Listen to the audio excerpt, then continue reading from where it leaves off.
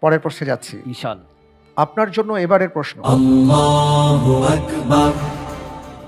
প্রথম flying machine বা বিমান ওড়ানোর ধারণা দেন কোন মুসলিম বিজ্ঞানী? এ আজ-জাহরাবি, বি আব্বাস ইবনে ফিরনাস, সি আল ইদরিসি, ডি আল হাইসাম। আলহামদুলিল্লাহ, আমি অপশন হিসেবে বেছে নিচ্ছি বি, আব্বাস ইবনে ফিরনাস। আব্বাস ইবনে ফিরনাস জি। ফ্রিজ করে দিব। জি। লক করা হোক অপশন বি আব্বাস ইবনে ফিরনাস।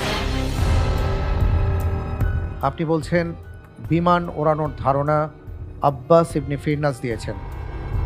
আপনি যে উত্তরটি দিয়েছেন আপনার উত্তরটি সঠিক উত্তর। আলহামদুলিল্লাহ। শুধু তাই নয়, ইবনে ফিরনাস প্রথম মানব বহনকারী গ্লাইডার তৈরি করেছিলেন এবং দুটি সফল উড়ানোর চেষ্টাও করেছিলেন। চাঁদে ইবনে ফিরনাস গহ্বরটি ইবনে ফিরনাসের নামে নামকরণ করা হয়েছে।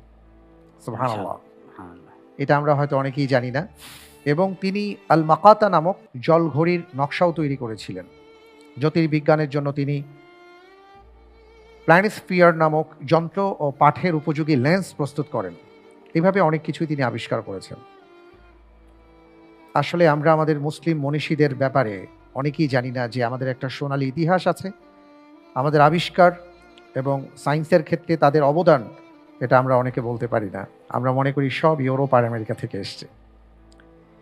আলহামদুলিল্লাহ, আমরা পরের প্রশ্নে যাব, তবে তার আগে একটি ছবি দেখব, এরপরে আমি প্রশ্নটি করব ইনশাআল্লাহ। ইনশাআল্লাহ।